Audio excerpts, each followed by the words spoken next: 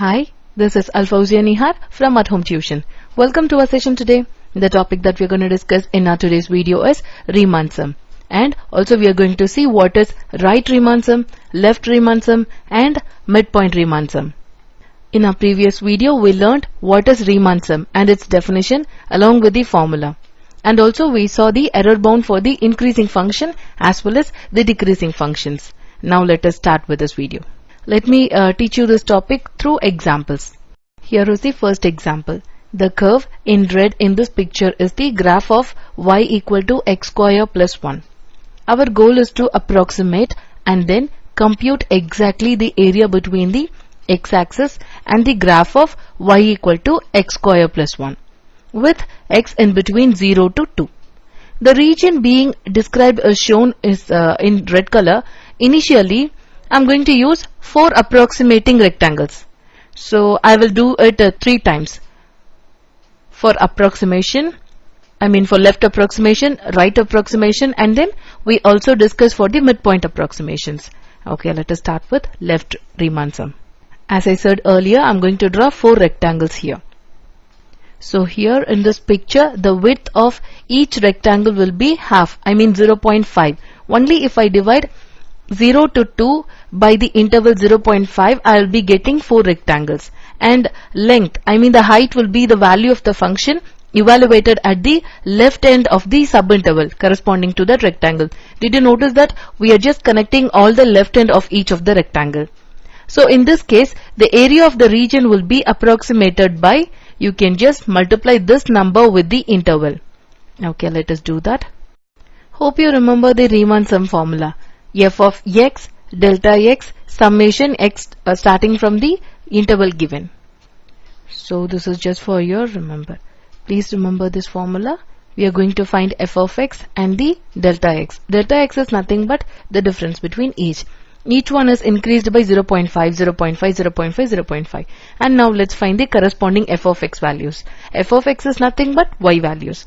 So this one is 1 and here this is 1.25 and this corresponds to 2 and this one corresponds to 3.25, right? Okay, let us plug in all those values as a product because f of x times delta x. Summation means we are going to just add each one. So second one is 1.25 times 0.5. Third one is 2. And fourth one is 3.25 times 0.5. Now you can just multiply and then add all the values.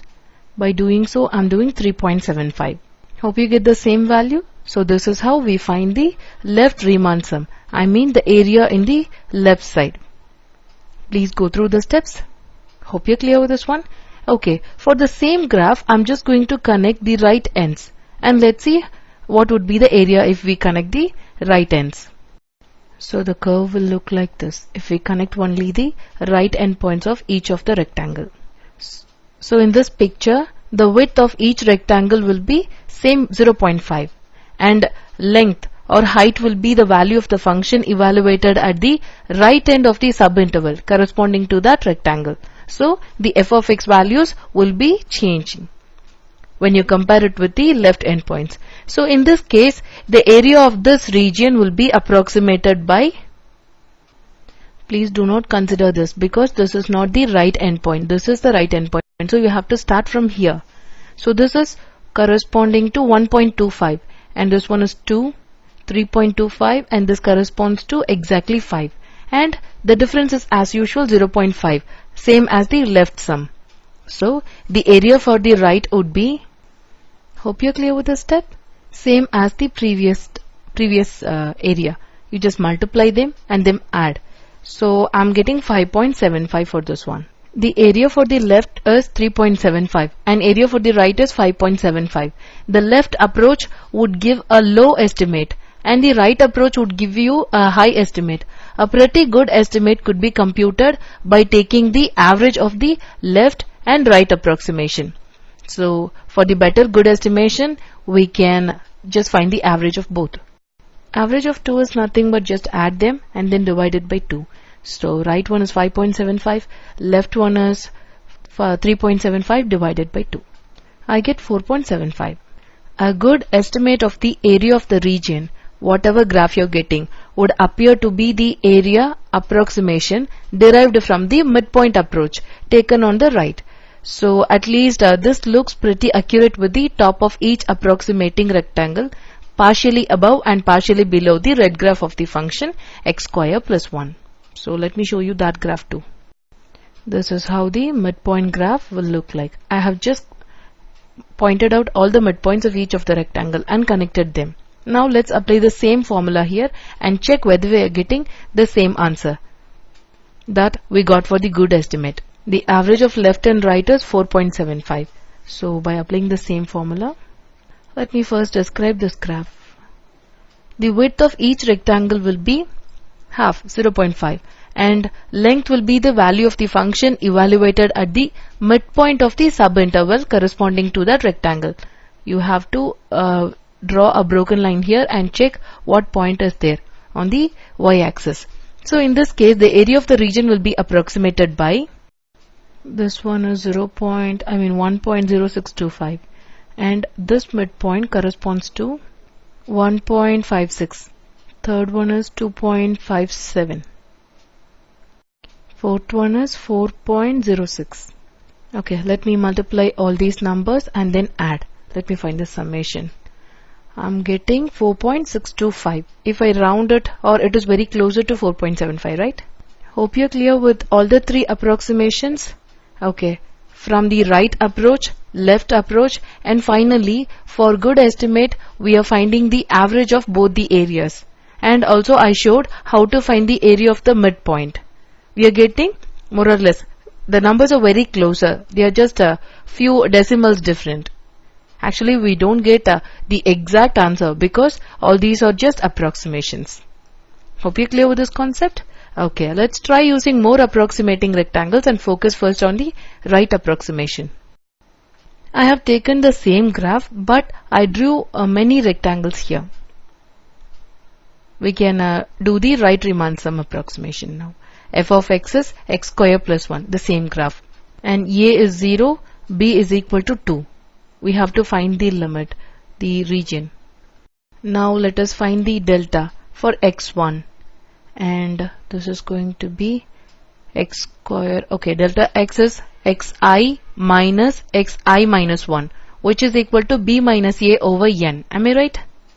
Where b is 2, a is 0, and we do not know n. So n, b, the same thing. So 2 minus 0 is 2. So what would be xi? Xi is going to be a plus I times delta x, where a is 0 and b minus a n is 2 over n. If you just plug in this value and a value, you'll be getting, so this is your xi, 2i over n. Now let's find the area for the right endpoints. Before I'm doing the calculation, let me give you the formula. F of x is x square plus 1, the graph, and delta xi, just plug in that to 2 over n. The reason why I found xi is I just wanted to plug in here. This is going to be xi. Can you follow so far? So you can just keep the constant as it is and replace xi by 2i over n. You can just square this and then multiply this. So I'm getting, you can just write the summation for both separately. Hope you're clear till this point. You can just use the formula for this one, I square, n times n plus 1 times 2n plus 1 over 6. And for this one you'll just get n using the summation formulas. You can still simplify it further. You may get, you just multiply this and then do FOIL here, and then multiply 8 with the numerator section, and with the denominator this is just like the fractional multiplication. So in the denominator you'll get 6n cube. So we have got this one. Hope you're getting the same thing. You can expand this. This is your homework. At this point, we could approximate the area of the region using 10, 100, 1000. Approximating rectangles by substituting 10, 100, 1000 for n in this formula above, I'm just plugging in 10 here and then 100 and for 1000. You can use a calculator for that part.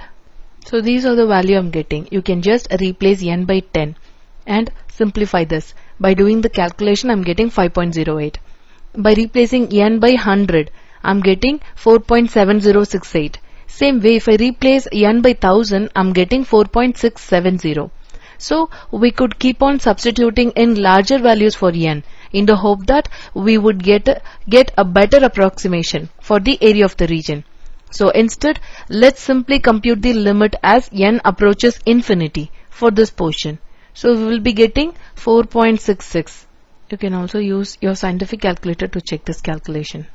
So when limit n tends to infinity, we get 4.66. We are using a theorem relating the ratio of the leading coefficients when the degree of the numerator and denominators are same. At this point, we can certainly conclude that the area of the region cannot be more than the limit computed, and it can also be less than the limit we could compute relating to the left approximation method. So we can do that in the next part. Hope you are clear with this topic. This concept is very simple. It all depends on the number of rectangles we take. In most of the questions, you will be getting the n values directly in the question itself. But you should know this concept. Hope you are clear with right approach, left approach and midpoint approach. We can see more on this in the next video too. In case if you get any query regarding this one, please let me know.